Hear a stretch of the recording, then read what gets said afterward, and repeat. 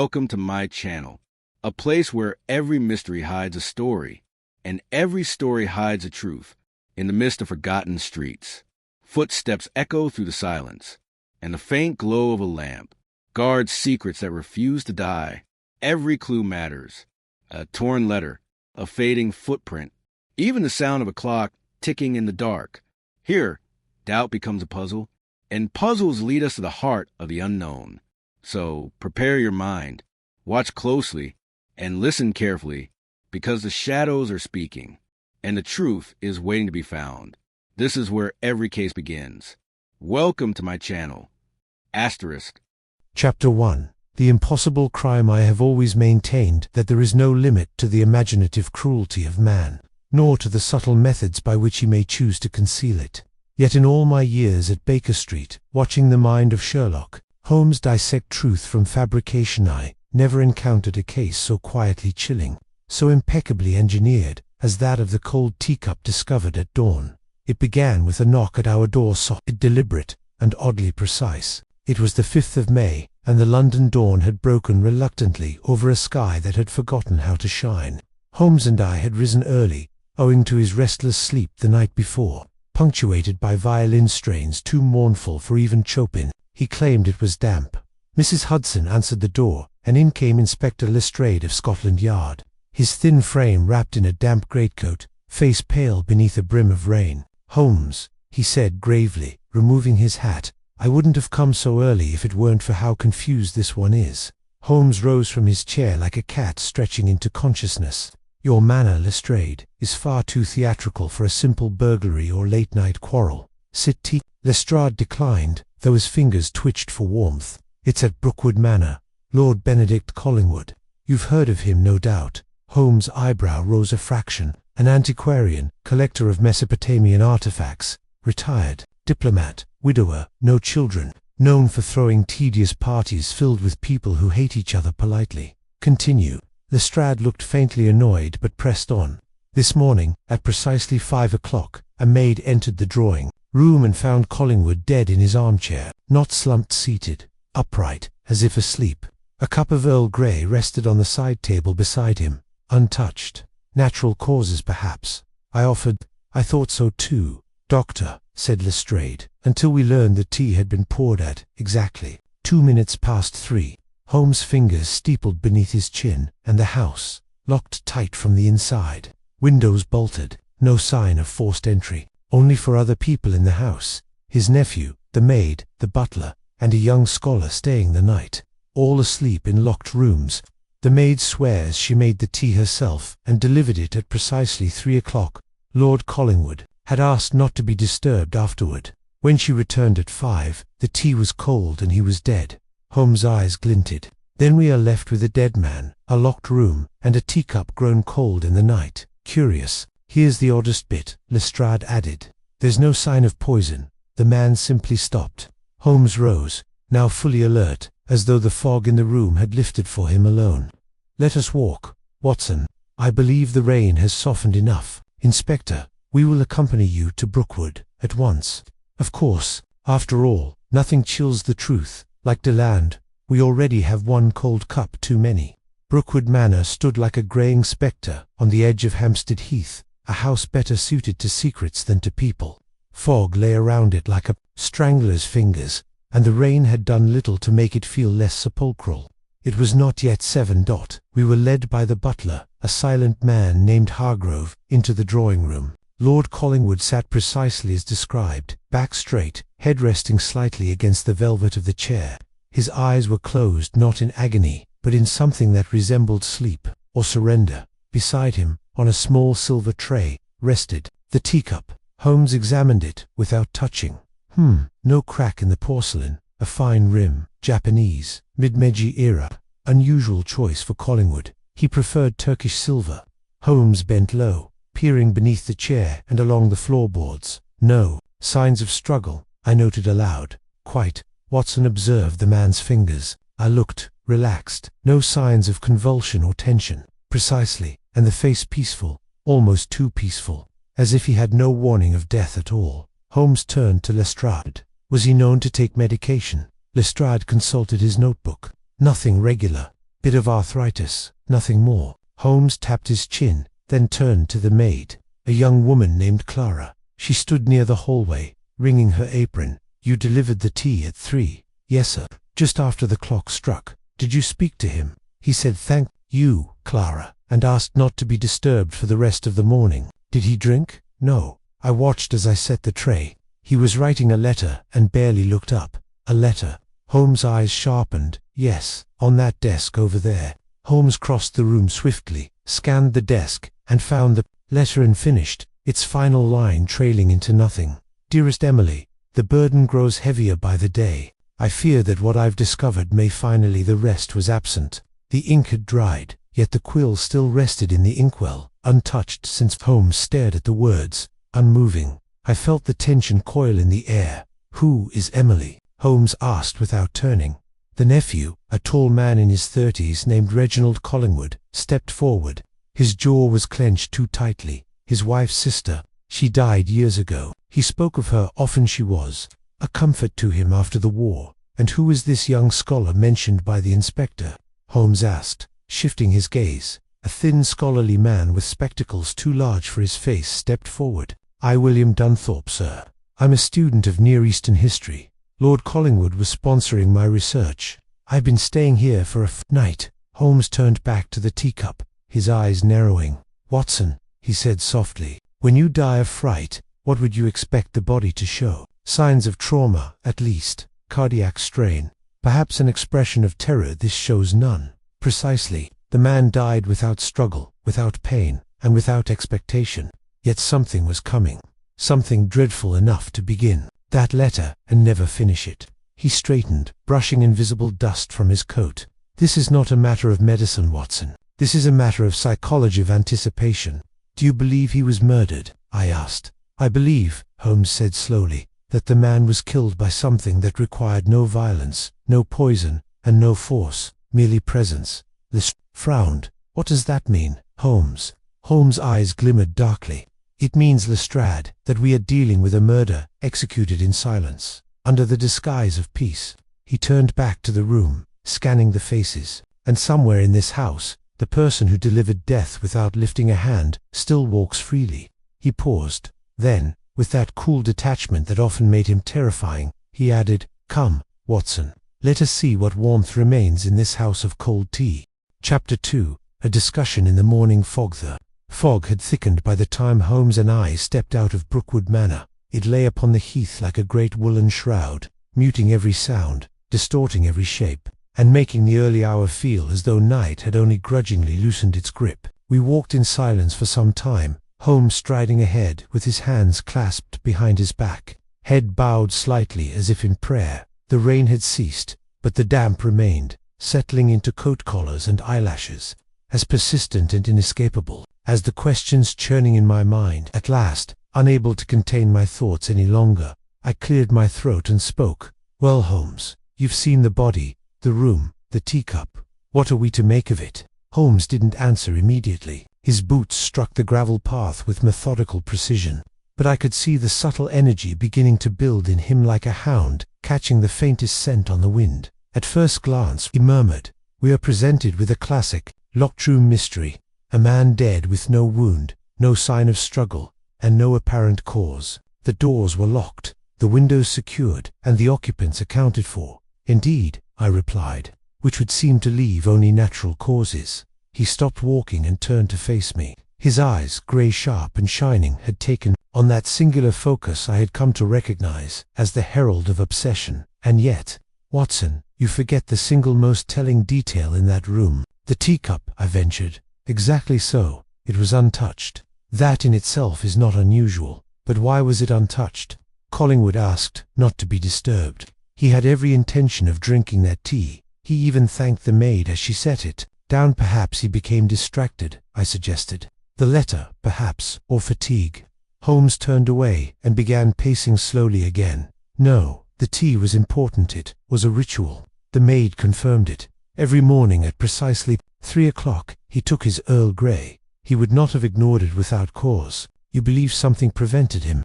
I believe this was orchestrated, Holmes said. Murder, yes, but by methods most unconventional. which makes our suspect all the more dangerous. We turned off the path and made our way down the main road, the early morning clatter of a milk cart the only sound that accompanied us. I presume you noted the final line of the letter? Holmes asked. What I've discovered may finally, yes, ominous. Perhaps he had uncovered a secret or a threat. Perhaps he intended to warn someone. Emily, I said, remembering his sister-in-law, dead for years. Holmes replied, and yet the letter was addressed to her. Then perhaps he wrote it as a form of reflection. Some men do, when grieving. Possible, Holmes allowed. But I do not believe the dead man was grieving. I believe he was frightened. He paused before adding, and frightened men do not sip tea, Watson. They cling to small rituals, as they wait for the hammer to fall. I felt a coldness that had nothing to do with the weather. Then you suspect someone in the house. I suspect everyone in the house, Holmes said with emphasis. The butler Hargrove, his stillness was too perfect. The maid, yes, but her account was rehearsed. And the nephew that one bears watching, Reginald? I asked. He seemed tense, more than tense. Holmes replied, God, Ed Collingwood was wealthy, childless, and nearing the end of his life. One need not be a student of the law to imagine how his estate might tempt a relative. And the scholar? I asked, remembering the nervous man with his oversized spectacles. Dunthorpe is curious, Holmes mused. His presence in the house is recent, yet he was given remarkable access. Lord Collingwood was not known to host students so freely. And then there's the matter of the teacup itself. What about it? Holmes smiled thinly. The cup was chilled, Watson, but the saucer beneath it was warm. I stared at him. What does that mean? It means, he said, that the tea had been replaced at some point after it was poured. A silence stretched between us, filled only by the echo of distant hoofs. Then I said, slowly, then the murderer not only entered the room unnoticed, but tampered with the scene. Indeed, which tells us two things, that the killer was confident enough to alter the crime scene, and that they possessed knowledge of Collingwood's habits intimate enough to time their movements precisely. He stopped and faced me once more. This was not a crime of passion, Watson. It was a performance executed with care, with knowledge, and with motive yet unclear. I said nothing. There was nothing to say. Holmes adjusted his coat, now visibly energized. We returned to Baker Street. I must send a wire to the archives of the British Museum, and then I wish to review Collingwood's will, his correspondence, and any dealings he had with foreign governments in the last 6 months. I looked at him, startled. You believe this goes beyond the house? Holmes gave a small, unreadable smile. Everything goes beyond the house, Watson. That is the essence of a well-built mystery. It begins in the drawing room and ends at the edge of the world. And with that, we turned toward the city, the fog swallowing us behind. Chapter 3. The first clues, a scene of deception. We returned to Brookwood Manor that afternoon. The fog having lifted, though a greyness still clung to the world, like the remnants of an uneasy dream. Holmes, after dispatching 2 telegrams from Baker Street and reading through a recent obituary column with unnerving intensity, had said little during our ride. His silence was not inattentive, was the silence of calculation, of a mind reconstructing, a moment down to its smallest hinge. I want to see the drawing room again, he said as we passed through the iron gates of the estate, alone, if possible. The truth is most visible when not forced to hide. We were greeted at the door once more by the butler, Hargrove, who inclined his head with solemn stiffness. Inspector Lestrade has departed for the yard, but he left instructions that you are to be given full access, Mr. Holmes. Excellent, Holmes replied without meeting the man's eyes. And the others, where are they? In their rooms, sir, awaiting further questioning. Keep them there. Dr. Watson and I require a few minutes undisturbed in the drawing room. Hargrove bowed again and disappeared, as noiselessly as he had arrived. The moment we stepped into the drawing room, Holmes became transformed. His limbs took on a subtle energy, his eyes darting like those of a bird surveying a distant prey. I had seen this mood before. He called it clearing the air.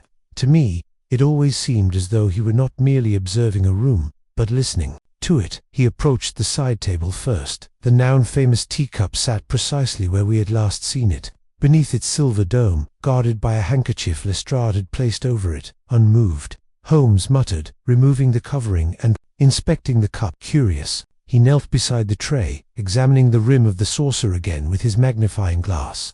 He sniffed once at the lip of the cup and then pressed 2 fingers to the handle. Then he paused, straightened, and turned his gaze to the armchair where Lord Collingwood had died, still upright, still posed. "Watson, you will notice that the cushion behind the back has been plumbed slightly." I approached and looked closer. "Yes, I suppose it does appear fluffed, but what of it?" Holmes moved to the other side of the chair. "It was not so this morning. The maid or someone else has made an adjustment, either to disguise something or to restore the image of peace. You suspect someone tampered with the body.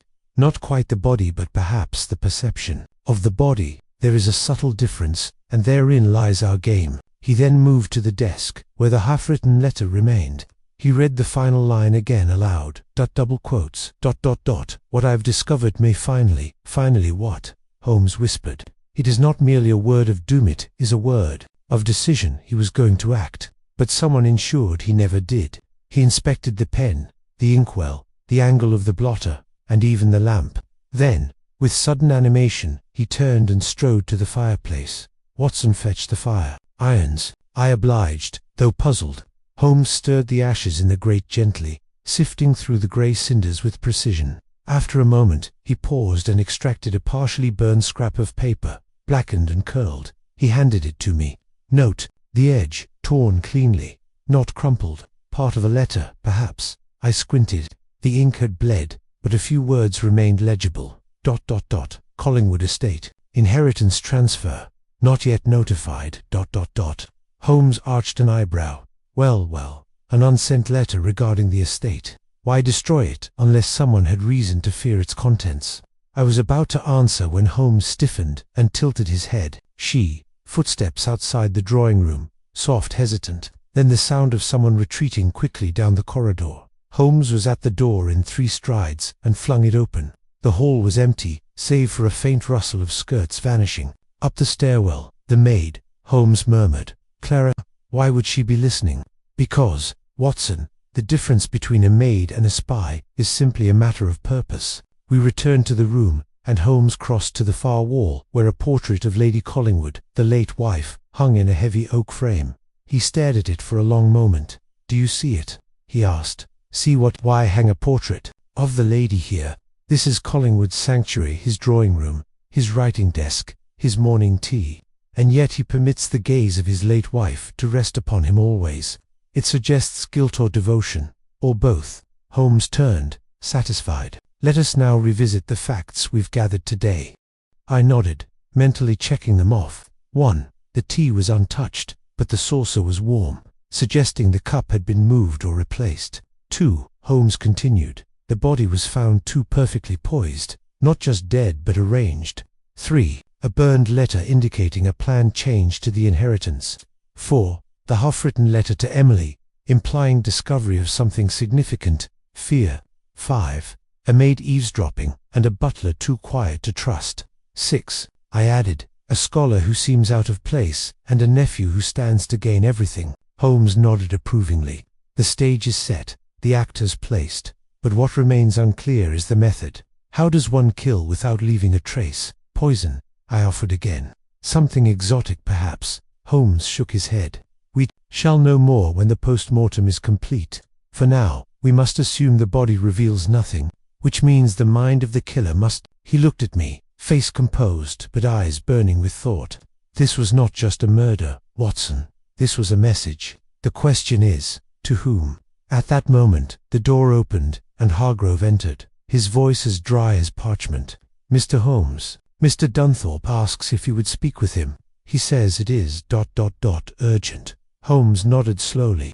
The scholar breaks his silence. "How convenient. Bring him here." As the butler turned to leave, Holmes added, almost as an afterthought, "And ask Miss Clara to remain downstairs. I believe she has more to share than just tea." We waited in silence, both of us now alert. Holmes stood by the window, his silhouette tall and lean against the dimming afternoon light. "This is only the first movement," he said softly. "The melody has yet to reveal its theme." Chapter 4. The gathering of suspects. William Dunthorpe entered the drawing-room with the anxious gait of a man who had not slept, or perhaps had slept too poorly. His coat was too large for his narrow frame, and his hands seemed unsure of where they belonged, hovering between the buttons and pockets. like frightened birds. He offered a tight nod to Holmes and me before sitting gingerly on the edge of the armchair opposite the fireplace, the very seat where Lord Collingwood had met his death only hours prior. Holmes did not sit. He stood before the hearth like a schoolmaster preparing to examine a reluctant pupil. "You asked to speak with me," Holmes said without preamble. Dunthorpe swallowed hard. "Yes, I know. I should have come forward sooner.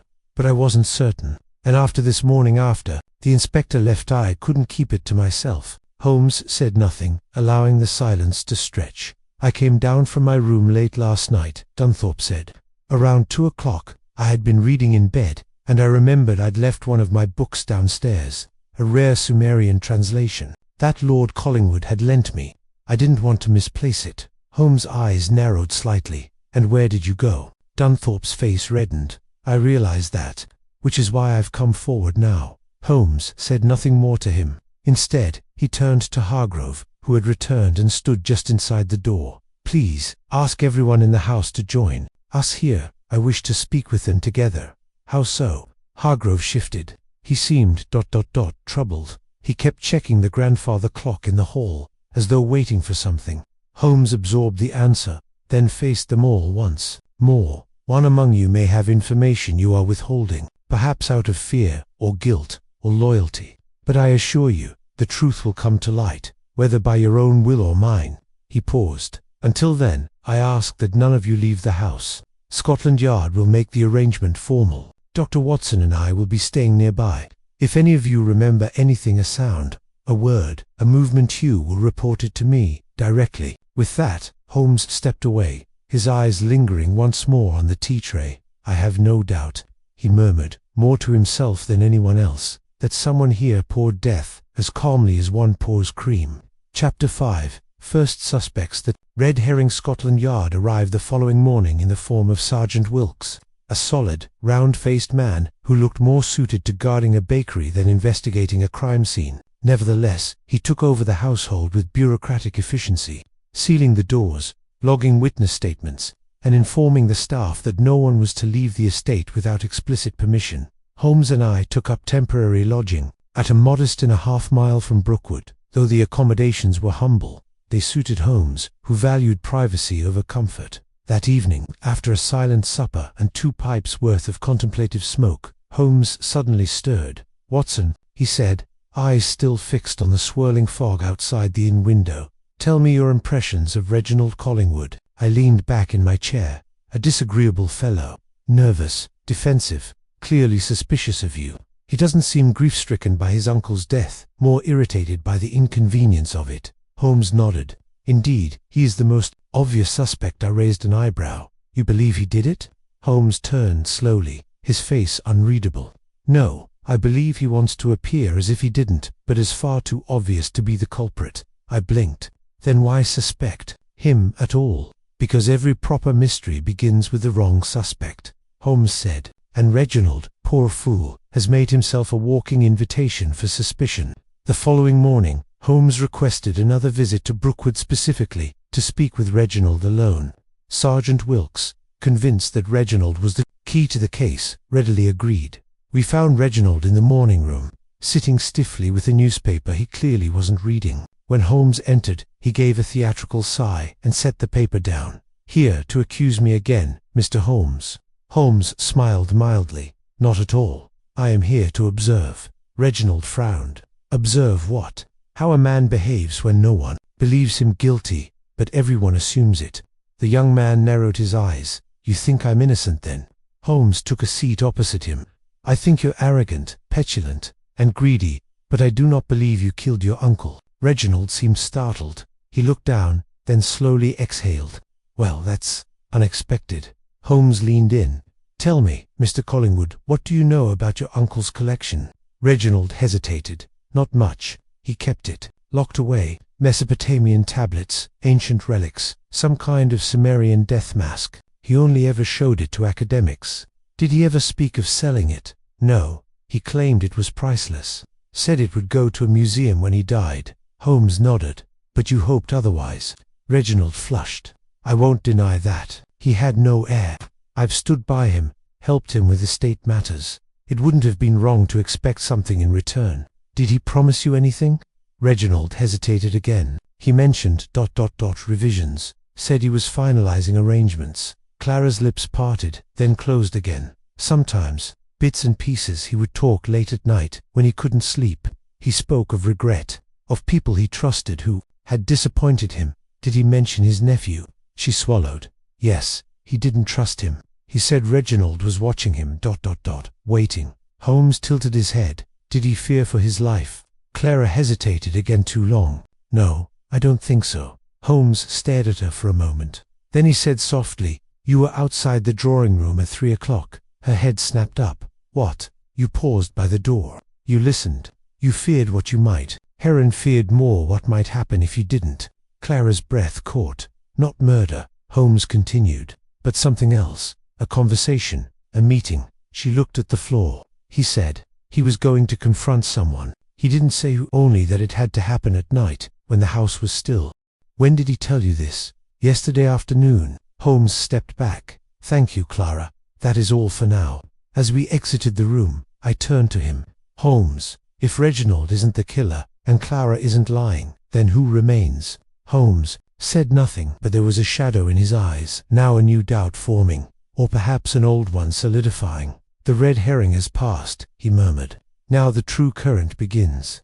Chapter 6. The Secret Clue. A hidden ink. Was just after 6 when we returned to the inn. The spring dusk, settling into a quiet mauve twilight. Holmes lit the fire himself, rare indulgence, and stood staring into it, as though searching for some ancient rune hidden in the flames. I did not disturb him. There was a stillness to his posture I had learned to interpret. It meant that the truth had drawn close, but not yet broken the surface. After several minutes, he turned from the fire, pulled his chair to the hearth, and gestured for me to sit opposite him. "There is a flaw," he said finally, "a tiny inconsistency, one so quiet it nearly went unnoticed, but it is the sort of inconsistency that murders often rest upon." I sat forward. "Where?" "In the drawing room," Holmes replied. "Specifically, in the arrangement of the tea service." I blinked. "You're referring to the warm saucer?" "That was the first inconsistency." "Yes," he said, "but not the last. No, Watson, there's another detail. Something so simple that even the inspector missed it." He reached into his coat pocket and withdrew a small, folded slip of paper. "This is a sketch I made of the tray the moment we entered the scene," he said, handing it to me. "Now describe what you see." I examined the drawing. A silver tray, the porcelain cup resting on its saucer, and a small silver spoon placed beside it. The napkin folded neatly under the spoon. Holmes nodded slowly. "And now, consider. The tea was poured at 3. The maid claims the tray was assembled then, and not touched again." "Yes, but Watson," he said, voice low with meaning, "the spoon was dry." I frowned. "Dry, spotless," Holmes confirmed, "untouched. Not a trace of condensation, not the slightest stain of tea or sugar. It had not been used." I thought for a moment, then shook my head. "So he didn't stir his tea?" Holmes' eyes gleamed. "But he always did. The maid confirmed it in passing, Lord. Collingwood drank his tea sweet, and he stirred it every morning." "Now I understand. Which means someone prepared the tea tray after he was dead but forgot to use the spoon." Holmes nodded. "The killer attempted to recreate the scene, but they made a single, fatal error. They forgot the ritual, the very thing that gave the tray its authenticity, and replaced the scene with one of serenity." I added, "to hide the violence of their act." "Exactly." We sat in silence a moment longer, the weight of the realization sinking in. "At length," I asked, "who would have the time and the access to do all this unnoticed?" Holmes rose and crossed to the window.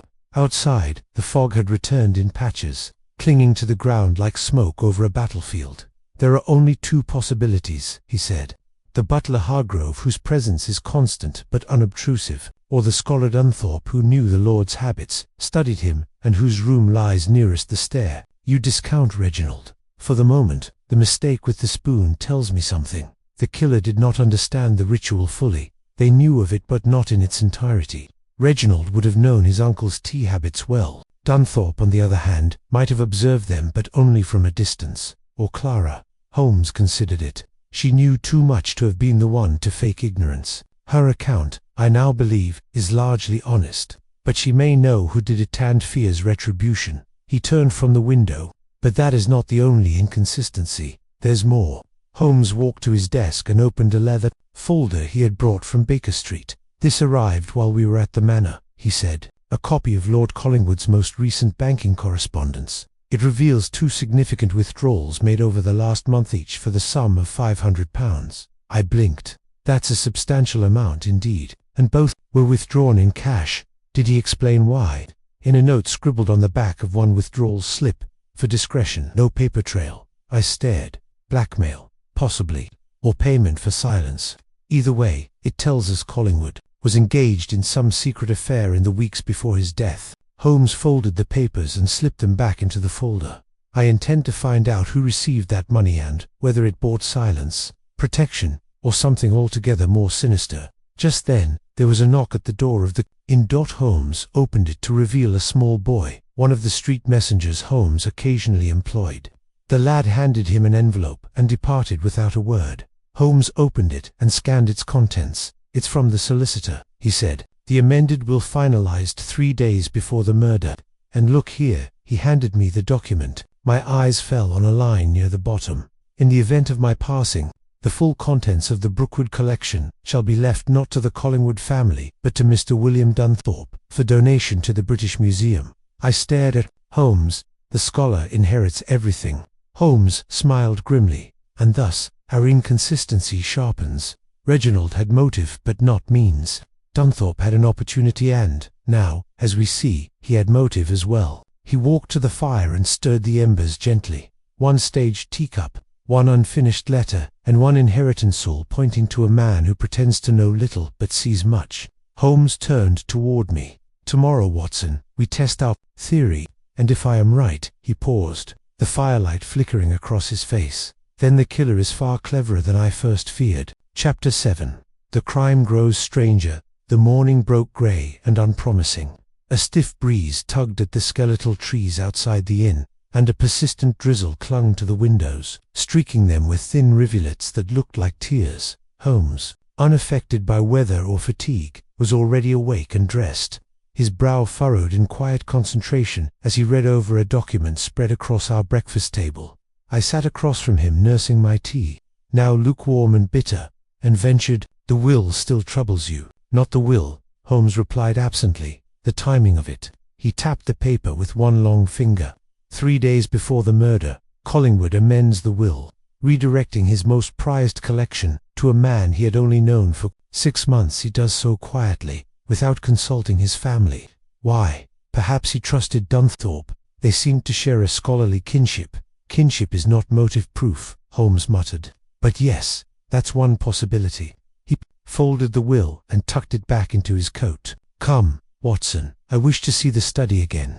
Back at the Manor, Inspector Lestrade met us at the front door, a faint grimace twisting his usually impassive face. "You've chosen an interesting moment to return, Mr. Holmes," he said, stepping aside to let us pass. "Oh," Holmes asked lightly. "Something has occurred." Lestrade led us down the corridor toward the study. "The maid Nellie Shee vanished last night. Left her room sometime after midnight. No one saw her leave, and the back gate was found unlocked this morning." Holmes slowed. "Curious indeed. We were preparing to question her again today. Now she's vanished into the fog. Did she take anything with her?" "Only her coat and her boots. No bag. Nothing from the house, so far as we can tell. She was frightened," Holmes said quietly. "You believe someone threatened her?" Lestrade asked. Holmes didn't answer. Instead, he turned down the corridor, his steps quickening. In the study, the atmosphere had subtly changed. The fire was cold. A few papers had been disturbed on the desk. Holmes's gaze scanned the room with deliberate slowness. He moved at the hearth and crouched, running a gloved finger along the iron grate.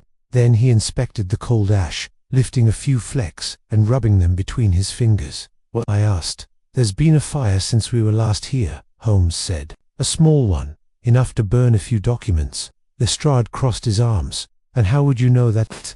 "Because the ash is recent, undisturbed, white at the edges. The rest is grey, aged, and compacted." Also, he pointed to a scorched corner of paper nestled deep in the great vat. Ink was modern, part of a ledger, likely. Lestrade moved to the fireplace and peered inside. Someone burned evidence. Holmes stood. Or a letter, or notes from Lord Collingwood's desk. His eyes fell on a wastepaper basket near the corner of the desk. He retrieved it and appended it on the rug. Among the crumpled pages and scraps, a half-burnt envelope caught his eye. Holmes opened it carefully. Inside was a charred slip of thick paper with one legible line. ... Discretion can no longer protect you. ... I felt a chill pass through me. Holmes read the fragment again, then handed it to Lestrade. Tell me, Inspector, was there anyone else in the house last night? Anyone who might have had access to this room? Lestrade hesitated. The housekeeper, Mrs. Flynn, claimed to hear footsteps around 2 in the morning. She thought it was one of the guests using the lavatory. Holmes turned to me. At what time was the fog at its thickest? Between midnight and dawn, I answered. The innkeeper mentioned it when I rose. Holmes nodded. Perfect conditions for slipping out unseen, either to flee or to make a second move. He turned and strode quickly from the room. Downstairs, Holmes requested to see Mr. Dunthorpe again. The scholar met us in the parlour, his expression pale and distracted. A leather-bound notebook was clenched in one hand, the other fiddling absently with his spectacles. I heard about Nellie, he said as he sat. Terrible business. She seemed so timid, harmless. Sometimes it's the timid ones who see the most, Holmes replied. She may have feared for her life. Dunthorpe shifted uncomfortably. You think she knew something? Holmes did not answer directly. Instead, he asked, Did you speak with Lord Collingwood in the hours before his death? I did. Yes, Dunthorpe said, briefly. After supper, we discussed the Mesopotamian figurines again. He mentioned that he'd written to the museum. Holmes raised an eyebrow. He had, yes, he felt the time had come to entrust the collection to a national institution. I didn't press him, it was a personal decision. And he told you this without prompting. Dunthorpe hesitated. He trusted me. I suppose he felt I would understand. Holmes nodded slowly, curious. You see, Lord Collingwood never sent that letter. Dunthorpe blinked. What? We searched his correspondence. No letter to the British Museum was found, nor was there mention of it in his desk journal. It would appear he changed his mind or never intended to send it. The scholar said nothing. His lips parted, then closed again. Holmes leaned forward. And yet, you are to inherit the collection. I didn't ask for that, Dunthorpe stammered. No, Holmes agreed. But you certainly benefit. Dunthorpe stood abruptly. If you are accusing me, I am observing you, Holmes said calmly, which is quite different. Later, as we made our way back to the inn, I asked, Do you believe he's the one? Holmes was silent for a long moment. He knows more than he says, but I am not yet convinced of his guilt. His discomfort may stem from self-preservation or from guilt by association. And Nellie, she saw something, or overheard it. The timing of her disappearance is too perfect. And now we have evidence burned in the night, and a letter fragment threatening exposure, and the blackmail money. Holmes gave a faint, wry smile. That, my dear Watson, is the lever. Once we find who received it, the house of cards begins to fall. He paused at the gate of the inn, looking up at the thick grey sky. There is something deeply rotten beneath this surface civility, he said. This is no simple crime of inheritance or spite. It is tangled, old perhaps years in the making, and something tells me we've only just begun to uncover it. He turned and pushed open the indoor door. Chapter 8. Holmes tests a theory. Had retreated into what I can only describe as a calculating silence. He spent most of the afternoon pacing the confines of our modest room at the White Thistle Inn, his hands clasped behind his back, his face unreadable, save for a slight narrowing of the eyes that signaled intense concentration. Outside, the sky remained dull and heavy, as though the heavens themselves bore the weight of a secret to vast 4 words. At last, as I sat by the fire penning some impressions of our investigation thus far, Holmes spoke. We must displace the surface, Watson. We have circled the facts long enough. It's time to disturb the water and see what lies beneath. I looked up. You have a theory then, a possibility, a shape within the smoke. But to catch it, I must provoke a reaction, perhaps several. And how do you propose to do that? Holmes did not immediately answer. He instead went to his satchel, removing a small stack of envelopes and a bottle of ink. We shall send out invitations, he said, carefully worded, each one tailored, each designed to pull a thread and see who flinches. By the following morning, 3 hand-delivered notes had been dispatched to Mr. Dunthorpe, Lady Collingwood, and Henry, the young gardener. Each bore innocuous wording on the surface. Holmes merely requested a short interview at the inn, citing clarification of certain timelines and discrepancies in personal accounts. Is that true? I asked, as Holmes sealed the last envelope. Oh, entirely, he said with a faint smile. I simply chose not to mention that the time I refer to may not be their own. The first interview, Lady Collingwood, she arrived first, veiled in black despite the absence of a funeral service. Her posture was elegant, if overly rigid, and her perfume subtle and expensive lingered in the air long after she entered the room. Holmes rose, bowing slightly. My lady, he said, thank you for coming. I had little choice, she replied, her voice cool. Your note suggested I might be hindering the investigation. Holmes gestured for her to sit. I suggested nothing, but there are gaps. Lady Collingwood, matters of the night in question. I have told Inspector Lestrade everything. Doubtless, but your account, while complete on its surface, leaves much to interpretation. She tilted her chin. Then interpret. Mr. Holmes. Holmes folded his hands. Your husband drank a cup of tea shortly before retiring. Who prepared it? Nellie, she said without hesitation. And who brought it to him? I did. Holmes leaned forward slightly. Was it his habit to take tea at that hour? He often did, especially when reading before bed. And he read in the study. Yes, every evening. Holmes paused. Forgive the question, Lady Collingwood, but your husband's final hours, do you recall him mentioning receiving a letter that disturbed him? Her eyes flickered. A letter? Yes. A fragment was recovered, partially burned. It spoke of protection, or rather, the failure of it. The tone was ominous. Lady Collingwood hesitated. No, he mentioned no such thing to me. Holmes gave the faintest nod. Thank you, my lady. You've been most helpful. She rose without another word, and left as silently as she had come. The second interview, Henry the gardener. Henry arrived with dirt still under his fingernails, and a wariness in his step that was at odds with his youthful appearance. His cap was crushed nervously in his hands. Sir, he said to Holmes, with a bow of the head. Come in, Henry. No need for formality. Sit. He did so uneasily. You said there were questions. Simple ones, Holmes said. You were outside the manor the night Lord Collingwood died, were you not? I was in the tool shed, fixing a broken gate hinge. Until what time? Past midnight, sir. I swear it. Holmes tilted his head. Did you see anyone leave the house, or approach from the woods? Henry frowned. No, sir, but the fog was thick. I wouldn't have seen my own mother unless she was carrying a lantern. And the back gate, was it locked when you arrived? Yes, and open when I left. Holmes leaned back. Tell me about Nellie. Henry shifted in his seat. She was kind, shy, but smart. She saw more than she let on. Did she ever confide in you? Once or twice. Said she heard things, whispers, arguing at night. Said Lady Collingwood had secrets. Big ones. Holmes raised a brow. Did she say what those secrets were? Henry shook his head. No, sir. Just that, if anything happened, she'd seen too much already. I thought she was being dramatic. But now, his voice faltered. Holmes stood. You've been honest, Henry. I believe you. But I must ask, if Nellie trusted you, why would she run without telling you? Henry looked pained.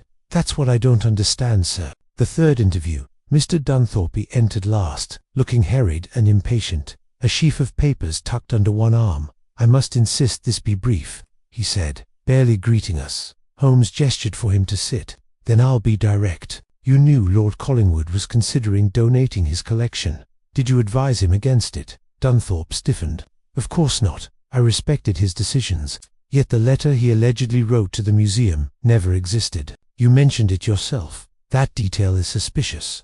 I was repeating what he told me, which you accepted uncritically. Dunthorpe's lips thinned. I am a scholar, not a detective. Holmes picked up a page from his notes. You'd once published a paper on Sumerian tablet authentication. It included methods for falsifying provenance. Yes, to expose forgeries, and if someone needed to sell an artifact privately, say, outside museum channels, such knowledge would prove useful. Dunthorpe rose. If you are accusing me, I am, once again, only observing, Holmes said calmly, though your defensiveness is worth noting. The man gathered his papers and left with a slam of the door. When the interviews were over, and the light outside had turned the color of damp slate, Holmes sat in silence by the fire once more. I poured him a glass of brandy.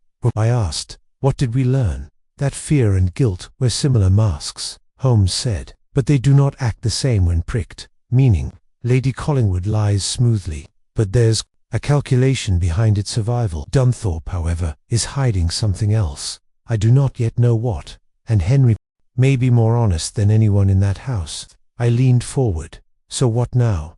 Holmes stared into the flames. Now we wait. One of them will react, perhaps soon, and when they do, he stood abruptly, moving to the window. Watson, look. I joined him at the window.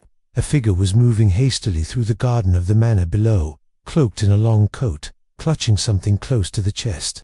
The fog had returned, curling about their feet like smoke. Nellie, I breathed. No, Holmes, said someone else, but they're making a mistake. He turned sharply. Come, Watson. The board has shifted again. Chapter 9. A second attempt. The culprit strikes again. The fog had thickened into a milky shroud by the time Holmes and I reached the rear gate of Collingwood Manor. The figure we had glimpsed from our window, still faintly visible in silhouette, was slipping past the hedgerow with practiced familiarity. Holmes held a hand to still me as we crouched near the ivy-covered fence. There, he whispered. They are returning to the study wing. I strained my eyes and, through the fog and moonlight, saw a glint of something a key. The figure moved with a deliberate swiftness, not the clumsy panic of a frightened servant, but the purposeful tread of someone who knew precisely where they were going. Who do you think it is? I murmured. Wait, Holmes said. Watch how they carry themselves. No limp, no hesitation, narrow shoulders. Not Dunthorpe. Henry, too tall, and Lady Collingwood would not risk such visibility. The figure disappeared through the garden door. Holmes rose. Come, we'll give them just enough time to believe they're alone. We crept along the flagstone path, boots muffled by moss and wet leaves. Holmes produced a slender pick from his coat pocket and worked the lock of the same door. The figure had used within seconds. The latch clicked, and we slipped inside. The manor was silent, save for the dull tick of the long case clock in the hallway. Holmes pointed toward the eastern corridor, the study wing. We moved down it in near silence, guided by the faintest light leaking beneath a closed door. A muffled rustling came from within. Holmes placed a hand on the knob, then paused and looked at me. I nodded, heart thumping. He turned the handle slowly, then pushed. The door swung open to reveal a man crouched beside Lord Collingwood's desk, riffling through its lower drawers with gloved hands. Startled, the figure turned toward us, and I recognized him instantly. Inspector Lestrade. Good heavens, I exclaimed, unable to contain my shock. Lestrade stood abruptly, slamming the drawer shut. Watson. Holmes. He looked as though caught stealing a sacred relic. What the devil are you doing here? Holmes stepped forward calmly. I might ask the same of you, Inspector. Lestrade flushed. It's not what it seems. Rarely is, Holmes said, though I find it fascinating that Scotland Yard's presence here was entirely undocumented until now. I returned alone. Quietly, Lestrade said, pulling off his gloves. I didn't want to interfere with your line of inquiry, but I've received a message, most troubling. 1. Holmes arched an eyebrow. From whom? Lestrade hesitated, then produced a crumpled note from his coat pocket. Anonymous, of course. It stated that key evidence was being concealed in the late Lord's study, something related to the servant girl. I came to verify it myself before making anything official. Holmes took the note and examined it under the desk's reading lamp. I peered over his shoulder. Scrawled in uneven script was the following. She left something behind. The drawer beneath the ledgers. He hid it. Before she ran. She was no thief. Look for the truth before others bury it. Holmes turned the note over. No watermark. Rag paper. Ink inconsistently absorbed. Likely written in haste, with trembling hands. Do you think it's genuine? I asked. Holmes gave a thin smile. I think it is sincere, which is not the same thing as truthful. Holmes. Lestrade said, you know me may be a bulldog, but I wouldn't falsify a crime scene. I had to be sure. I believe you, Holmes said mildly, but you've also walked into a trap. Lestrade blinked. Trap. Holmes opened the drawer Lestrade had just shut and pointed to the false bottom he'd already discovered the day before, though he had not mentioned it until now. You see, this drawer has been tampered with recently. Someone was here before you, Inspector. He withdrew a thin leather folder that had not been there when we last examined the room. It was planted. Inside were 2 items, a brooch bearing the initials EH, and a torn ledger page listing a curious financial transaction and unsanctioned. Withdrawal of £500, dated 2 weeks prior to Lord Collingwood's death. Lestrade frowned. That's Nellie's brooch, isn't it? Yes, Holmes replied. Which is precisely the problem. We returned to the inn shortly, before dawn, the fog now tinged with violet as the first light of morning crept across the hills. Holmes had said little during our walk back, deep in thought, the planted folder tucked under his coat. When we were safely behind closed doors, he placed the folder on the table and turned to me. Watson, he said, the killer is tightening the noose, but not around us, around their own neck. They've misjudged the flow of events. But first, we must find Nellie. Chapter 10. The true motive begins to surface. It was just past 7 when Holmes and I returned to Collingwood Manor. The fog had lifted, giving way to a pale, strained light that poured listlessly over the hedgerows. Holmes' hat pulled low over his brow and coat collar turned against the damp morning air, walked with unhurried confidences, though some inner certainty now guided his every step. You believe Nellie's disappearance is part of a larger scheme, I said quietly. Do, he replied. A frightened servant girl may flee in panic, but she does not disappear without a trace, lest someone ensures she cannot be found. Do you believe she's still alive? Holmes gave no answer at first. Then, in a voice low and grim, yes, but the window is narrowing.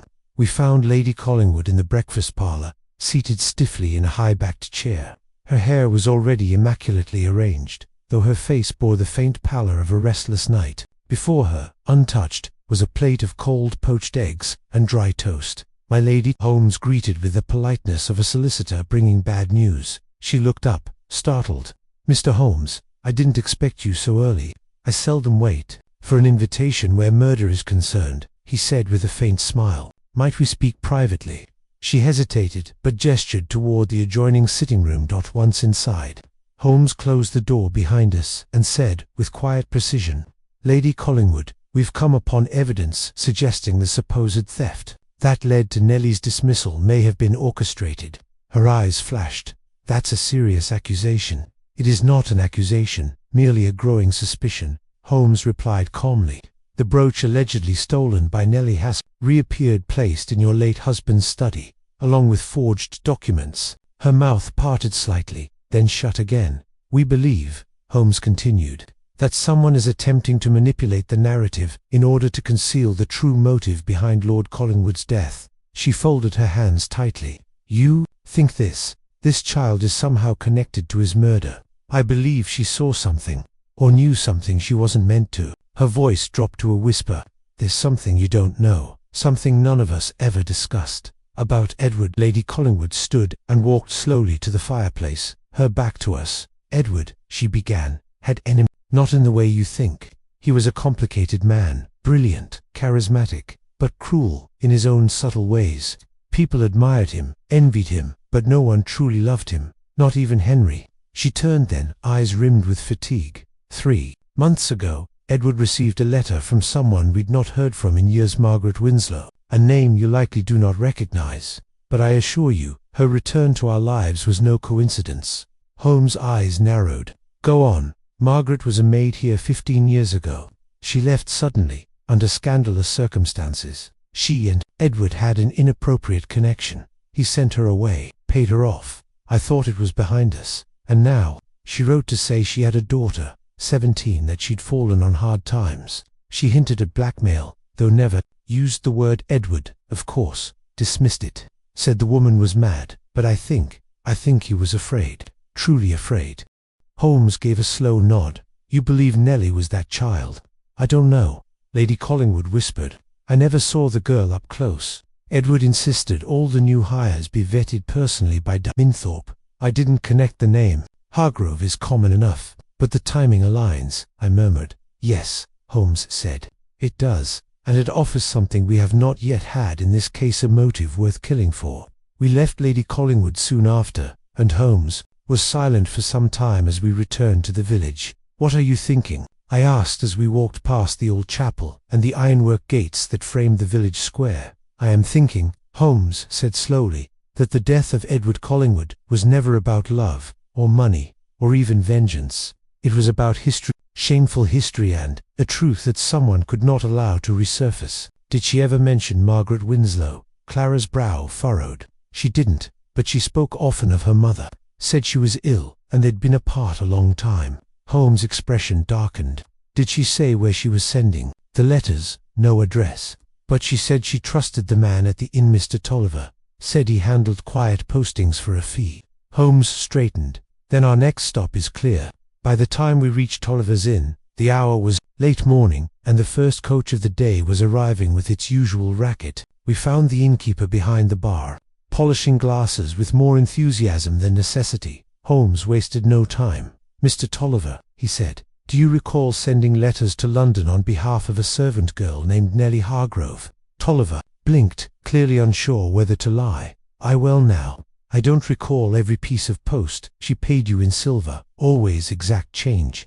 The envelopes were sealed in dark red wax, and you used the backroom ledger to record the outgoing. Time for discretion. Shall I go on? Tolliver sighed. All right, yes, I remember. She was frightened. Said if anyone asked, I was never to tell. But I suppose it's past that now. Where did the letters go? She used the address of a boarding house in Kensington for a woman named M. Winslow. Holmes exhaled, slowly. Then the link is confirmed. Do you still have the ledger? I asked. Tolliver nodded and disappeared into the back. When he returned, he handed Holmes the book, opened to the appropriate page. 4 entries, one every Tuesday. The last one, dated the morning before Lord Collingwood's death. She tried to speak. Holmes murmured, tracing the line with his finger, and someone silenced her. Chapter 11. The bait. Holmes' grand strategy. Holmes and I left Tolliver's in under a low and brooding sky. The wind had picked up, sending brittle leaves skipping across the cobbled square. Holmes walked quickly, his gaze distant, his hands behind his back, a sure sign that his mind was racing ahead, piecing together fragments with relentless precision. I believe the board is set, he said at last, pausing beneath the iron-wrought sign of the apothecary. You've drawn your conclusion? I asked. Not quite, but I've discerned the shape of the truth. Now, I must tempt it into full view. He turned to me then, eyes gleaming with a quiet intensity. We must move quickly. I need to rattle the cage. Let us return to the manor. The Collingwood manor loomed ahead, its grey stone now streaked with the day's gathering mist. Inside, the great halls were silent. Servants moved like whispers. Holmes asked for Inspector Lestrade, and was told he had departed for London, leaving behind a junior constable who now stood watch near the study. Holmes waved the man aside.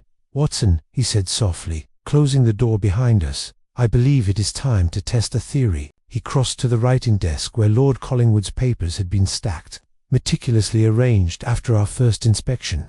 Holmes opened the lower drawer, removed a sealed envelope, and turned it over. "Unopened," he said. "The last letter Edward ever wrote, addressed to a solicitor in Belgravia." Curiously heavy, he cracked the seal, removing the contents with the delicacy of a surgeon. Inside were 2 sheets of thick parchment and a folded cheque. "Payment," he said, examining the cheque, a sizable one. "For whom?" He held up the letter for me to read. "To Mr. Alphonse Reeve, ESQ, solicitor, Belgravia, L. Hargrove, boarding school." He held it up to the light. "Watson, our girl was educated. That much is now certain. Her poverty was a disguise. Why pretend to be a simple maid? To get close, to observe, to gather proof, perhaps to confront her father not with threats, but with knowledge. A game of chess, not violence." But the killer turned the board. As the sun dipped behind the trees, casting Collingwood Manor in long shadows, the household gathered in the drawing-room. Lady Collingwood sat pale and composed near the fire. Henry paced by the window, his expression unreadable. Dunthorpe arrived last, offering a stiff nod as he entered. "Ladies and gentlemen," Holmes began, standing before the hearth, "you've all been most cooperative during this tragic investigation, but the time has come for answers, and to gather those, I must extend an unusual invitation." He lifted the parcel from the table and placed it beside the fire. "In this box is a copy of a letter Lord Collingwood wrote just before his death. It confirms that he intended to pay Margaret Winslow in full and sever all further contact. He hoped, perhaps foolishly, that money would bury the past." Henry Collingwood frowned. "Why are you showing us this?" "I'm not," Holmes said. "I'm merely stating that the letter exists. The box is sealed and will remain so. But whoever fears its contents most will act." Dunthorpe scoffed. This is a circus. Perhaps, Holmes said lightly, but when thieves are in the tent, one must think like a ringmaster. He bowed slightly, then motioned to Watson and exited the room. We took up position in the corridor just outside, leaving the firelit drawing-room behind. What now? I asked in a whisper. Now, Holmes said, we wait for the hand that cannot resist extinguishing its own guilt. We had not long to wait. The hallway remained silent for several minutes. Then the door creaked open, and a figure stepped out, slim, quick, dressed in dark grey. Holmes motioned for stillness. The figure turned left away from the servants' stairs, entered the library. A moment later, the scent of paraffin filled the air. Holmes moved like a whisper, slipping into the room with me close behind. Dunn stood before the hearth, the parcel of documents in hand, a match struck and trembling in his fingers. Mr. Dunthorpe, Holmes said calmly, if you drop that match, you shall be guilty not only of obstruction, but of unpardonable cowardice. The solicitor froze. Holmes stepped forward. You feared what was in the letter, because you knew the truth already. You were there the night Margaret Winslow was dismissed, were you not? Dunthorpe's face drained of colour. You knew about the child. You helped bury the scandal. You saw the girl return not as a maid, but as a witness. And when Collingwood attempted to finally acknowledge her providily, quietly you panicked, because her presence threatened to reveal what you had kept hidden all these years. Dunthorpe dropped the match. It hissed on the stone floor. I didn't mean to kill him, he murmured. Holmes stepped closer. But you did. Chapter 12. The Moment of Recognition. There was a long silence after the match sizzled out upon the stone. Holmes remained still as a statue, while Dunthorpe slowly backed away from the hearth, the packet of letters still clutched in his hand as though it had grown heavy with the weight of his conscience. I did not strike the blow, Dunthorpe said, his voice breaking like old timber. I never meant harm. Holmes' expression did not soften. Intent is a luxury, Mr. Dunthorpe. It cannot resurrect the dead. The solicitor looked exhausted, an ashen man in a well-pressed suit, crumbling at the edges. Speak, Holmes said quietly but firmly. Let us hear how far your hands have wandered from the law they once upheld. Art of timing. He turned suddenly and looked at me. Watson, do you remember the position of the cup? I blinked. On the desk, near his right elbow. Indeed. But Edward Collingwood was left-handed. You saw him, right, did you not? Yes, of course. He held his pen in his left hand. Always has. Holmes' gaze sharpened, and yet the cup bore a right hand reach. A small detail, but revealing. Someone set the scene after the fact. Someone who didn't know, or who didn't care. How subtle the truth can be. Holmes walked to the window, pulling aside the curtain just enough to peer into the evening. She followed Margaret Winslow, he said suddenly, almost to himself. I watched her confront her father. Over her was she planned. And when Lord Collingwood wrote the letter to end it, she struck. Quietly, without mess. A teacup, a tincture, a swift end. He turned to Dunthorpe. You know who it was. So do I. But the question is, why did you try to protect her? Dunthorpe hesitated a moment longer, and then his voice cracked. Because she threatened me too, he said. Said she would tell everything. That was part of it all. She would have ruined me. Holmes sighed. So rather than seek justice, you preserved your reputation. The solicitor looked away. As Holmes gathered his notes and the letter into his pocketbook, I ventured, so you know the killer now? Holmes gave me a rare, sorrowful smile. I have suspected the truth since I first observed her eyes at the breakfast table. They held not grief, but fury, carefully disguised. I caught my breath. You don't mean? Yes, Holmes said. We must speak with Lady Collingwood. The lady was found in her private parlor, seated beneath a portrait of her late husband. She looked up calmly as we entered. Is it over? She asked. Holmes closed the door behind him. That depends, my lady, he said. Will you help us bring the curtain down, or must we let the evidence do so for you? She tilted her head, expression unreadable. You think I killed him? No, Holmes said. I know you did. Her silence was more damning than any confession. Holmes continued, voice quiet and precise. You knew about the girl long before Margaret arrived.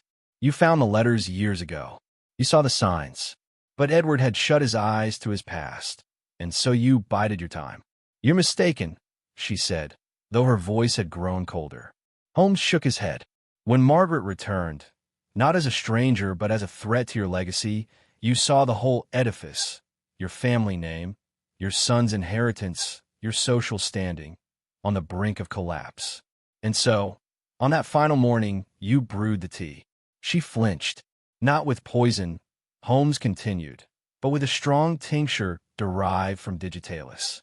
A clever choice. Quick acting in high doses, but subtle. You timed it precisely to follow the quarrel, so that suspicion would fall elsewhere. Her eyes glittered. You have no proof. Holmes smiled. Proof is for the court. But logic is for me. We left her alone, as she requested, to prepare herself. Holmes and I stood on the terrace, the fog curling around our feet like slow-moving smoke. Behind us, the great house seemed to exhale, releasing its secrets into the dusk. Do you think she'll confess? I asked. Holmes did not answer at first. Then, quietly, a woman like Lady Collingwood would rather fall on her sword than be dragged into the light. And indeed, when the police returned at Holmes' summons an hour later, they found her seated still in the chair, composed, calm, and dead. A crystal flask of laudanum rested on the table beside her. A single page of writing lay near her hand. Chapter 13. The Final Attempt to Escape. The page beside Lady Collingwood's lifeless hand bore neither confession nor apology. It was a simple note, neatly written in her immaculate hand. Better a quiet end than a public unraveling. Edward never knew what monsters he let in. Let history be kind to those who remain. AC. It was not the admission Holmes might have hoped for, but it was enough. Enough to close a chapter, but not the story. For even in death, Lady Collingwood had left behind shadows that did not easily retreat. We stayed at the manor that night. Holmes unusually quiet, his violin untouched by the bedside. The case had resolved, technically. The death of Lord Collingwood had been avenged in the abstract. The guilty had perished by their own hand.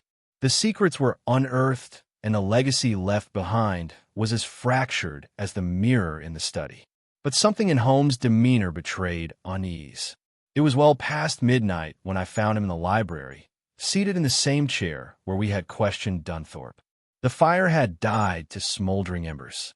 I still hear a step behind me, Holmes said without looking up. As though the curtain closed too quickly, Watson. Something remains unfinished. You think someone else was involved? I asked. He shook his head. Not involved, but aware. She lied to you. Fairfax looked up stricken. She told you Margaret Winslow was a fraud, Holmes said gently. But the letters were genuine. Collingwood himself confirmed it. You were used. Fairfax's composure wavered for the first time. His face crumpled, not with guilt, but with grief. I never knew, he whispered. We left the sunroom in silence. The butler did not attempt to flee. When the constable arrived that afternoon, he walked out with dignity, head held high, as though escorting himself to a funeral. Holmes stood in the hallway, watching him go. Would you have told him? I asked. If she hadn't died first? Holmes's expression darkened. I would have, but he was already ruined. Lady Collingwood didn't just poison her husband. She poisoned every loyalty around her. By evening, the estate had resumed its silence. Margaret Winslow, no longer a name whispered in the shadows, was to be contacted by Dunthorpe and informed of her inheritance, as stated in the original letter Edward Collingwood had written. Holmes insisted on it. She deserves that much, he said. And what will she do with it? I asked. Holmes looked away. That, Watson, is her mystery now. As our carriage rattled away from the Collingwood estate the next morning, the fog lifted briefly over the hills. Holmes leaned back, hands folded. A tidy ending? I asked. Holmes shook his head. No, Watson, but a truthful one. And sometimes that is the best we can hope for. I looked once more at the manor disappearing into the morning mist, and I could not help but feel that beneath its polished floors and ancestral portraits, it would always be haunted, not by ghosts, but by secrets that nearly got away. Chapter 14. Truth on Paper, Ash in the Hearth. The train rocked gently as it pulled away from the Ashcroft station, fields blurring into streaks of green and gold. Holmes sat opposite me in the compartment, his eyes fixed on nothing, his fingers steepled in his familiar pose of inward concentration. He had barely spoken since we left the Collingwood estate, but I could sense it. He wasn't done. Not with the case. Not with the aftermath. Not with the woman who had vanished in a legend before Holmes could look her squarely in the eye. "Margaret Winslow," I said, watching the countryside retreat. "Do you think she'll ever return to the manor?" Holmes blinked, coming back to the present. He didn't answer at once. "She may never return physically," he said at last, "but that house now bears her shape. Her father's letter, once buried beneath floorboards in shame, will echo through its corridors long after her footsteps are gone." We arrived in London the next morning, and for a while, the city's rhythm swallowed us. Routine returned. Holmes took on 2 minor cases, one involving forged art, the other a disputed will. But I could tell he was merely occupying time. Then, one gray afternoon, he summoned me to Baker Street with a telegram clutched in hand. It was from Dunthorpe. "Miss Winslow arrived. Accepted letter. No questions. Declined inheritance. Left before dinner. Destination unknown." I looked at Holmes. "She declined?" I said, incredulous. Holmes nodded slowly. "She came all that way," I continued, "to receive proof that she was Collingwood's daughter, and then she walked away?" Holmes stood, moved to the window, and stared down at the street below. "She didn't come for the estate, Watson. She came for truth." Later that evening, I found him in his study, surrounded by papers, letters from Lady Collingwood, the half-burned correspondence recovered from the hearth, the reconstructed portions of Edward Collingwood's final note. Holmes had arranged them in sequence, as though assembling the pages of a ghost-written book. He motioned for me to sit. "Let us consider," he said, "not the deaths, but the narrative." Chapter 15. The Letter She Never Sent. 2 weeks passed in uneasy quiet. London's fog hung thicker that season, a damp curtain drawn over the streets of Baker Street. Holmes had taken to long, silent walks in the evening, declining even his beloved pipe. I knew that when he withdrew in such a manner, it was not from lack of stimulation, but rather from the weight of unresolved thought. A truth still nagged him, elusive yet near. Then one morning, Mrs. Hudson brought in a cream-colored envelope, slightly weather-worn and addressed in a delicate, looping script. "Mr. Sherlock Holmes, 221B, Baker Street, London. No return address. No crest." Holmes opened it with a flick of his letter opener, revealing a single page folded 3 times. As he read, his eyes narrowed, not in suspicion, but in a rare flicker of sorrow. He passed it silently to me. "Mr. Holmes, you once asked if I had written to him before I arrived. I had not, but I did write. I just never sent it. I've enclosed it here, not for evidence, not for record, but because I believe you understand what it means to live in the shadow of truth unacknowledged. I do not know where I am going next. Perhaps I'll find a place not ruled by names or titles. Perhaps I'll live quietly among books or trees or people who never heard of the Collingwoods. Please do not come after me. You already found what needed finding. M." Holmes set the first page aside. Tucked within was a second sheet, folded twice and clearly older, the ink slightly faded, the edges worn. I unfolded it and began to read. "Dear Sir, you do not know me. Or rather, you do, but not as I am now. My name is Margaret Winslow. I was born in the spring of 1867 in a house on Alder Lane in Sussex. My mother was Eliza Winslow. She died when I was 11. On the day of her burial, I found a small tin box in her dresser. Inside was a letter, and signed, and a pressed sprig of rosemary. The letter said only this: 'She has my eyes. Keep her safe.' I cannot. I spent the next decade trying not to wonder who wrote it, and then another 5 years trying to discover who did. I believe it was you. I make no demands of you. I seek no reparation. I do not want the house, the title, or the name. I only want to know if it's true. If you have loved your family truly and wish to protect them, I understand. I will not come unannounced or cause scandal.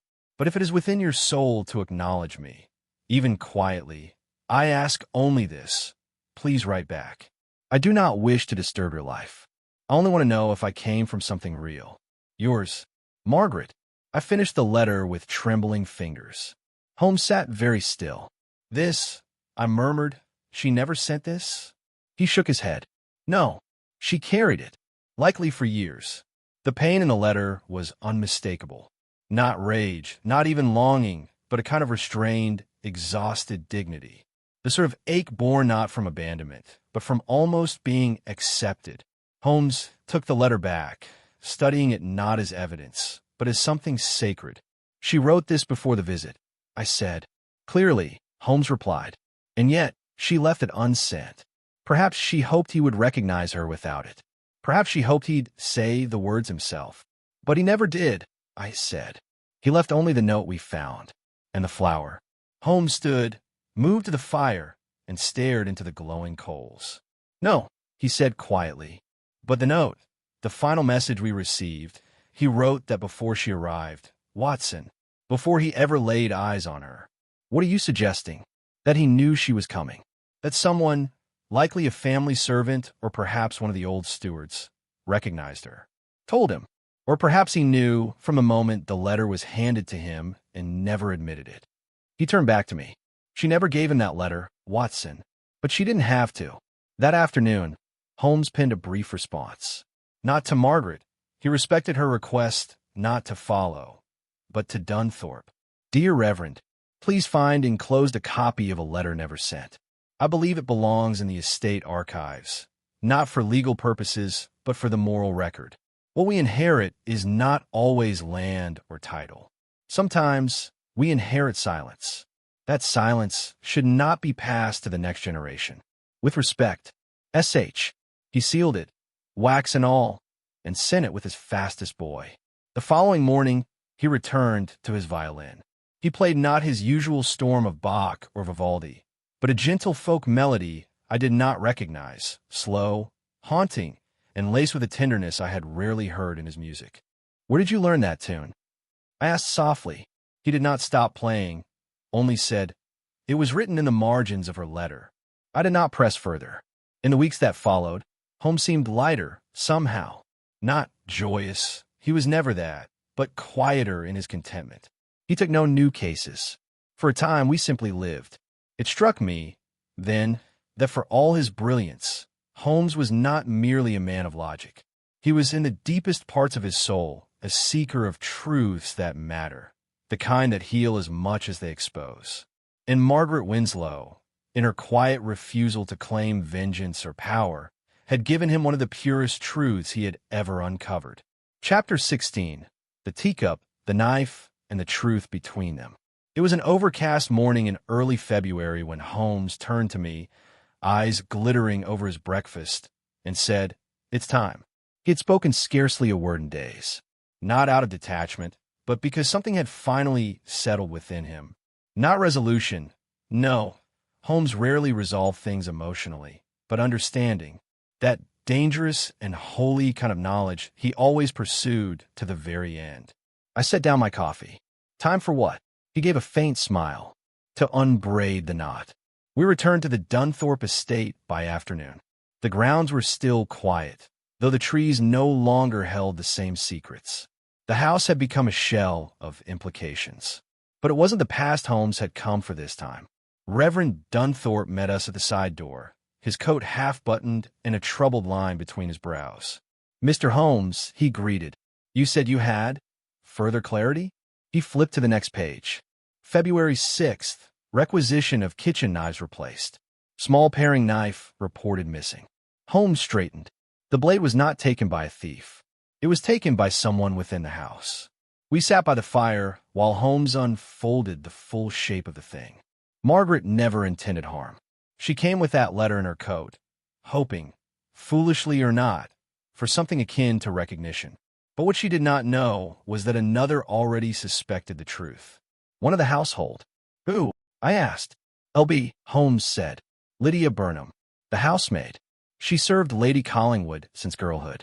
She'd have known every movement in the estate. Who came, who stayed, and who looked like someone they shouldn't resemble. And she recognized Margaret, I said. More than that, Holmes replied. She feared what her presence meant. You recall Lady Collingwood was abroad during Margaret's visit? Yes, visiting a sister, I believe. She left in haste, Watson. I believe Lydia urged her to go, and in her absence, Lydia took matters into her own hands. It was clear to Holmes now that the tea had been drugged, not by Margaret, but by Lydia. She meant only to disorient him, to force a confession, perhaps, or frighten him. The teacup was a lure. Holmes stood, drawing it out in midair with ghost-like precision. She likely placed the teacup while Margaret was outside, drugged it, and left the study door unlatched. Margaret walks in, finds her father unconscious, or perhaps barely conscious. A knife nearby, a message scrawled and left on the desk. But then the wound? I asked. That shallow cut, not self-inflicted. No, Holmes said. Staged. He led us to the sitting room where the desk had been. Holmes crouched by the corner where the carpet was slightly darker. Blood, he whispered. Not from an accident, but from a purpose. He rose. Someone pricked his shoulder with a knife after death. Not to disguise the cause. It would never fool a medical examiner, but to dramatize it, to make it look like penance, a staged act of guilt. And the paper? I asked. Holmes was silent for a long moment. He wrote that note, he said at last. I believe he wrote it of his own volition. He knew she would come, and he wished to say goodbye in the only way a man like that could. We stood then in silence, the echoes of the dead lingering around us. A portrait of Lord Collingwood stared from the mantel. Holmes regarded it with a peculiar look, one part scorn, another part empathy. He feared her, Holmes murmured, not because she was dangerous, but because she embodied a past he thought he buried. He knew the truth would outlive him. Back in Baker Street that evening, Holmes sat at the window, watching the lights flicker along the foggy streets. You once asked me, Watson, he said, if truth always prevails. I nodded slowly. You said it prefers shadows. He smiled faintly. Yes, and sometimes it prefers teacups. I frowned. What will become of her? She will disappear, he said, as she wished, but not into oblivion, into her own making. He tapped the desk. She did not kill him, but she did bury him in the only way that matters, by confronting the man who made her and choosing not to become him. Chapter 17. The final deduction, why it could only be her. Holmes had barely slept. I knew this not because he told me. He rarely did, but because I could hear him. The scratch of his violin long past midnight. The clink of glass when he poured another 2 fingers of brandy he didn't finish. The low rustle of paper as he leafed through something he had read a dozen times before, trying to feel what it refused to give. That morning, I found him staring at the street below as fog coiled around the gas lamps like smoke from an invisible fire. She didn't kill him, I said softly. You prove that. So what troubles you? Holmes didn't turn. The same thing that always does, Watson. What's that? He glanced at me now, eyes grave. What the truth cost her to survive it. We returned to Scotland Yard at noon. Lestrade was waiting, arms crossed, impatience obvious. I don't like the look of this, Holmes, he said immediately. This whole case smells like theater. A man dead, a missing girl, a servant gone without resignation, and not a single arrest. You prefer easy puzzles, Holmes replied coolly, because they preserve your sense of order. But order, Inspector, is not the same as justice. Lestrade bristled. Then give me something I can use. Something solid. Holmes reached into his coat and produced a single slip of paper. It was the missing letter. Not the torn half Margaret left behind, but the original, the full correspondence. I had it sent anonymously, Holmes said, to a man who could be trusted with neither its meaning nor its consequence. He kept it hidden for decades, unaware of what it contained. Lestrade took it and scanned the writing, his brow furrowing deeper as he read. My dearest Anna, I have tried to live in silence, but silence no longer offers me peace. There is a child, and she is mine. I fear what that makes of me, and yet I fear more what silence makes of her. See, Lestrade exhaled. So he admitted it. Yes, Holmes said, not to the courts, not to his wife, but to someone who might one day understand the confession for what it was, a request for forgiveness, not from the world, but from the past. Outside the yard, Holmes lit a cigarette and began walking aimlessly, hands in his coat. She didn't need vengeance, he murmured.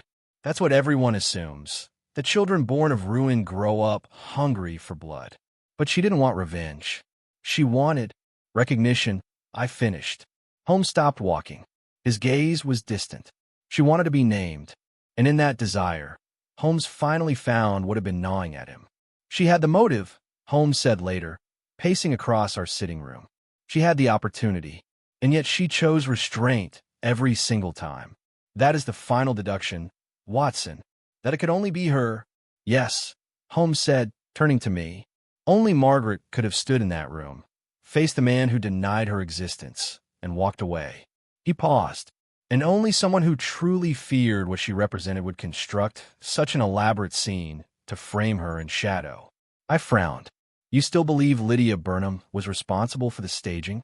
In part, Holmes said, but not alone. She had help. From who? He turned his gaze toward the open window where the bells of St. Dunstan's tolled. From the one person who had the most to lose if Margaret was acknowledged. It struck me like a cold knife. Lady Collingwood, I whispered. Holmes nodded once. She knew. Not from the beginning, perhaps, but soon enough. The resemblance. The dates. A woman like her doesn't live in ignorance. She lives in avoidance. But when Margaret arrived with that letter, the illusion fractured. But she wasn't even present. She was, Holmes said quietly. I believe Lydia lied on her behalf. She never left for her sister's estate. She remained on the grounds, hidden in the north wing, waiting for the confrontation to play out. I sat in stunned silence. Why? Because she needed to see it, needed to confirm what she feared. And when the confrontation ended, not with violence, but silence, she acted. I took the knife, opened the wound, staged the scene, and vanished back into her absence. There was one more place Holmes needed to go. The Collingwood mausoleum stood on a hill shrouded in mist. A wrought iron gate, cold and creaking, led to a stone chamber beneath a weeping willow. Inside, the air smelled of chalk and earth. Holmes knelt beside the central crypt and placed something small and delicate on the lid. A broken teacup, not the original. This was a replica, but it bore the same crack, the same delicate gold rim, the same fracture down the center. Ceremony, he whispered. It matters more than people think. He stood, his face unreadable. She will go far, Watson. This is Margaret, not because she is free from pain, but because she walked through it without turning to fire. On the train back to London, Holmes was unusually quiet. The countryside passed in streaks of pale green and gray. I watched him for a time before finally asking, "Will you write to her?" He shook his head slowly. "No," he said. "She does not need my words. She already wrote her ending." And then, almost too softly to hear, he added, "Not all wounds bleed. Some grow wildflowers." Chapter 18. A name etched in fog. It was several days before I saw Holmes again. Baker Street had settled back into its usual rhythm of pipe smoke, clattering hooves, and distant bells tolling noon. But something was quieter in him. Not diminished, never that, but quieter. Like a violin retuned after a long, discordant song. I found him not at his desk, but in the sitting room window seat, watching the clouds roll above the city. The fog's lifting, I remarked, more for something to say than insight. "Yes," Holmes said, barely moving. "But the questions remain." "What questions?" He tapped a finger against his temple. Why she left the knife untouched. Why she burned the dress, but not the letter. Why she returned to that house after everything. You think it means something more? It always does, Watson. The smallest things always carry the deepest weight. The final puzzle lay not in what Margaret had done, but in what she hadn't. Most suspects act with panic or guilt. But Margaret Collingwood had been precise. Intentional. She hadn't fled after the murder. She hadn't tried to lie. In fact, she had left behind just enough truth to be found, but not all of it.